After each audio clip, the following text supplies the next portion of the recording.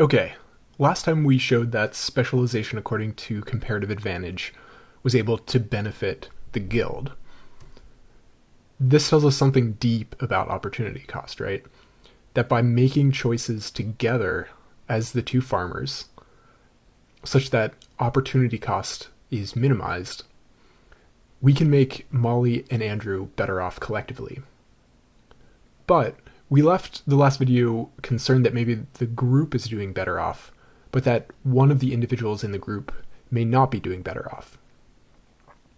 So we were slightly concerned that maybe we were sacrificing the individual for the benefit of the group. So let's turn to the model proposed by David Ricardo in the 1800s, and we'll try to address this question.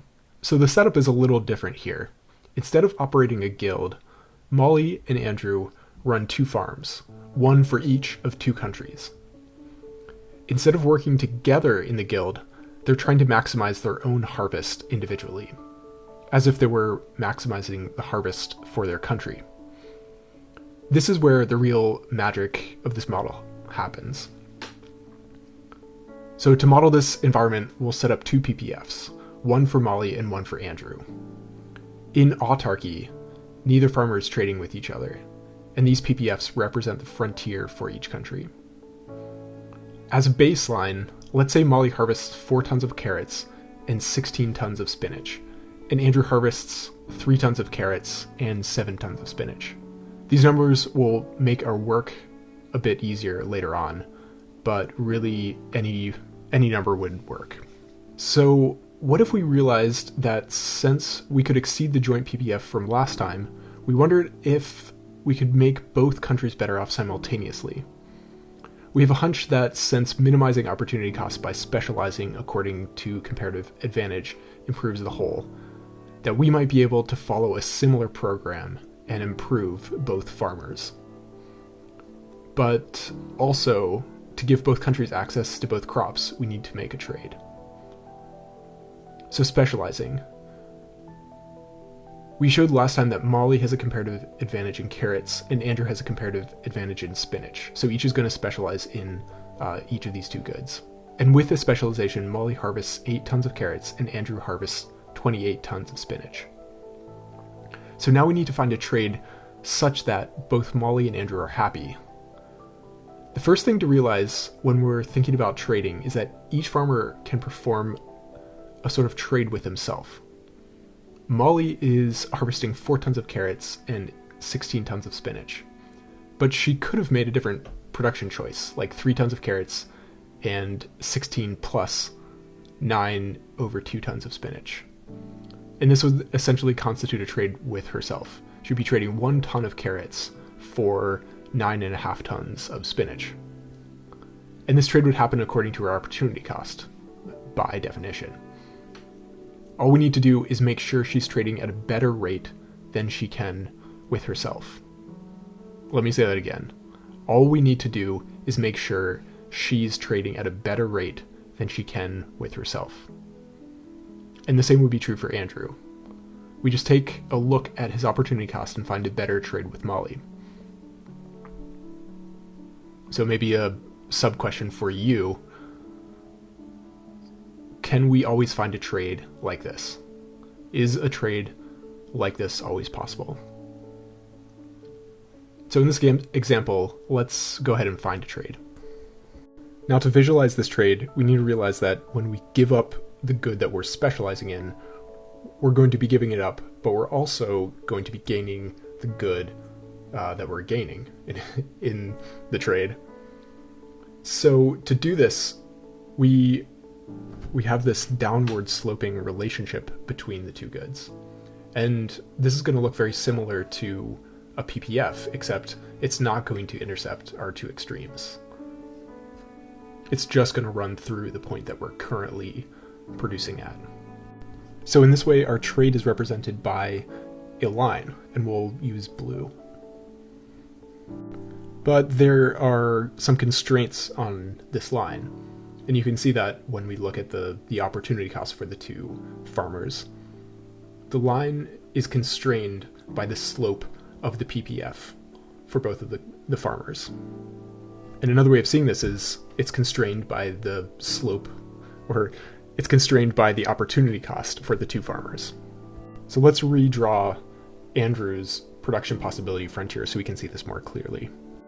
This shows us the relative slopes for the two PPFs.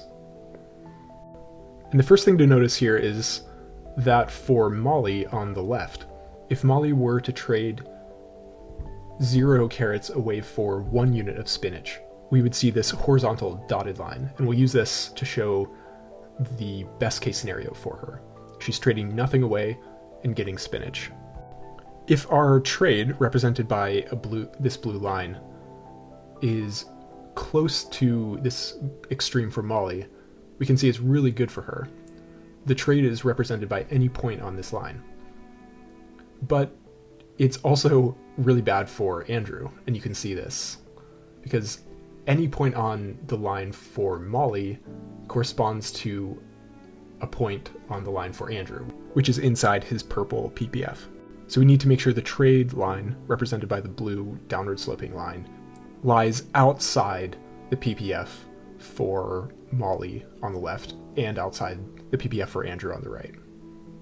And this corresponds to the following inequality.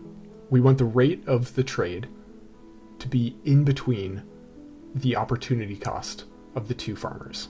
And there turns out to be more than one possible trade.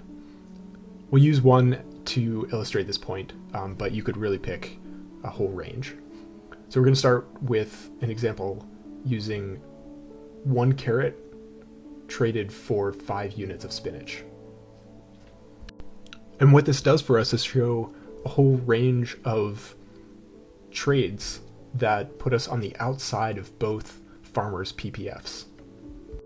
But before we finish, let's just double check that this trade actually allows both farmers to do better than they were in autarky.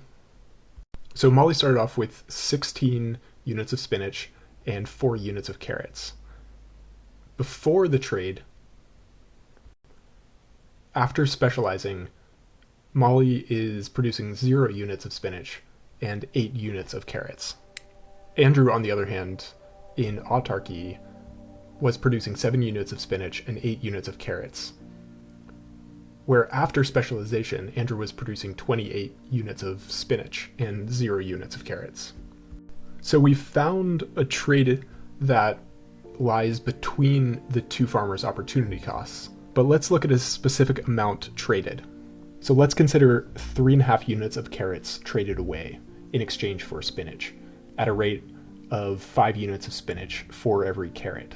So Molly's trading away 7 halves, or 3.5 units of carrots, in exchange for 5 times 7/2 units of spinach.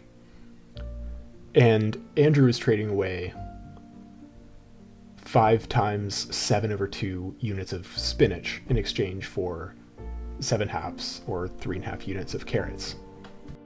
And whoops, I drew an 8 where it should have been a 3.